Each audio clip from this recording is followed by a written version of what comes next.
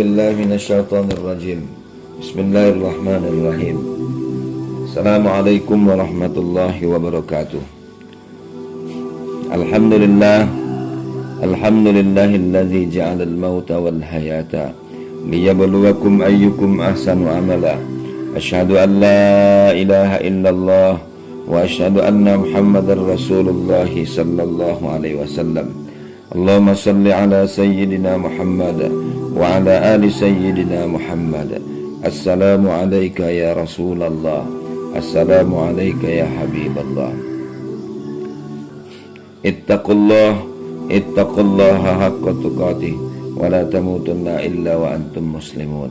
Puji syukur kehadirat Allah Subhanahu wa taala atas segala limpahan rahmat dan karunia-Nya kepada kita bersama, sehingga pada pagi hari ini kita kembali dapat melanjutkan ibadah saum kita.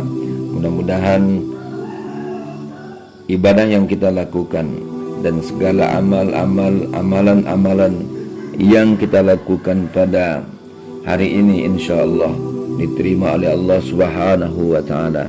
Amin amin ya rabbal alamin. Salawat berserta salam tak lupa pula kita kirimkan kepada baginda Rasul Muhammad sallallahu alaihi wasallam yang telah mengajarkan kita tentang kehidupan ini sesungguhnya, bahwa kita akan kembali kepada Allah Subhanahu wa taala, kembali dengan dua pegangan yang tidak akan menyesatkan kita selama-lamanya, yaitu tetap berpegang kepada Al-Quran dan sunnah Rasulullah sallallahu alaihi wasallam.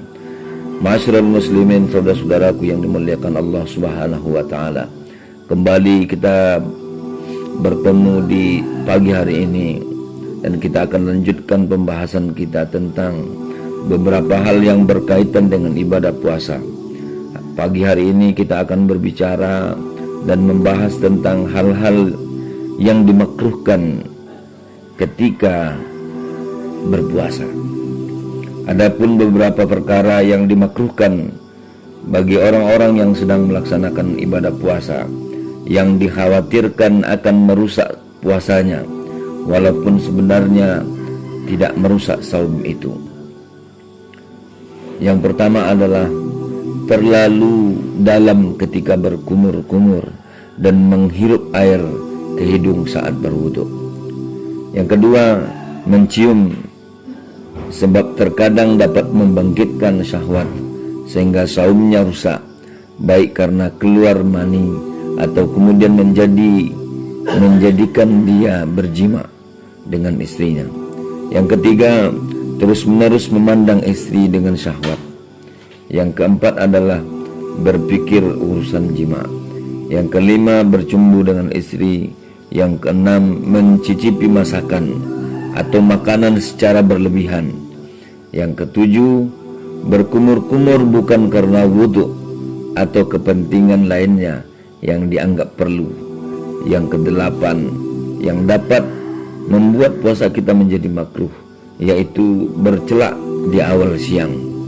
Yang kesembilan, berbekam apabila dikhawatirkan menjadikan dirinya lemah dan membuat dia berbuka dari puasanya. Ma'asyiral muslimin, saudara-saudaraku yang dimuliakan Allah Subhanahu wa taala, itulah beberapa hal yang kemudian dapat memakruhkan ibadah puasa yang kita lakukan. Berikutnya kita lanjutkan pembahasan tentang beberapa hal yang kemudian dapat membatalkan ibadah puasa. Kemudian ketika puasa itu batal, maka wajib atasnya untuk mengqadha puasanya tersebut. Yang pertama adalah masuknya cairan ke dalam kerongkongan, baik lewat hidung atau telinga, seperti memasukkan obat lewat hidung atau dubur atau kubul, atau meneteskan ke dalam telinga. Yang kedua, air yang masuk ke dalam kerongkongan karena terlalu dalam ketika berkumur dan menghirup air ke hidung saat berwudu. Saudara-saudaraku yang dimuliakan Allah Subhanahu wa taala, berikutnya yang ketiga adalah hal-hal yang membatalkan ibadah puasa. dan wajib atas mereka untuk mengqada puasanya tersebut adalah keluarnya air mani karena terus-menerus memandang atau berpikir tentang jima, atau mencium atau bercumbu atau sebab lainnya. Adapun keluar mani karena bermimpi, maka tidak membatalkan ibadah puasa. Yang keempat, muntah dengan sengaja. Adapun muntah dengan tidak sengaja, maka tidak dapat membatalkan ibadah puasa. Yang kelima, makan minum karena dipaksa.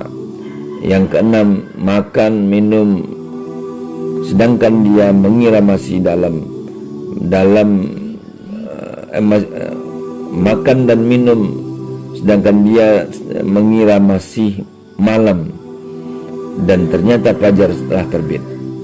Yang ketujuh, makan atau minum sedang dia menyangka kalau malam telah masuk dan ternyata masih siang. Yang kedelapan, makan atau minum karena lupa, kemudian tidak melanjutkan saumnya, menyangka bahwasanya tidak wajib untuk kembali meneruskan saumnya, walaupun itu karena lupa. Yang kesembilan, berbuka dalam keadaan ragu apakah matahari telah terbenam atau belum, dan belum jelas baginya apakah matahari telah terbenam dan waktu maghrib untuk berbuka telah masuk. Yang ke-10, betul-betul berniat untuk berbuka. Maka ketika betul-betul berniat untuk berbuka, walaupun waktunya belum masuk, maka itu sesungguhnya dapat membatalkan ibadah puasa. Yang ke-11, sengaja memasukkan sesuatu yang tidak memberikan faedah bagi badan ke dalam kerongkongan lewat mulut, atau menelan batu, mutiara, benang atau sejenisnya. Yang ke-12, memasukkan air ke dalam dubur ketika istinja. Yang ke-13, memasukkan potongan kain atau kayu atau jari yang basah ke dalam dubur maupun kubul apabila masuk seluruhnya. Kalau masuk sebagiannya saja mungkin tidak dapat merusak ibadah puasa. Kemudian yang terakhir adalah murtad atau keluar dari agama Islam. Saudara-saudaraku yang dimuliakan Allah Subhanahu wa taala, itulah beberapa hal yang dapat membatalkan ibadah puasa. Mudah-mudahan bermanfaat. Usikum wa nafsi bittaqwallah. Wassalamualaikum warahmatullahi wabarakatuh.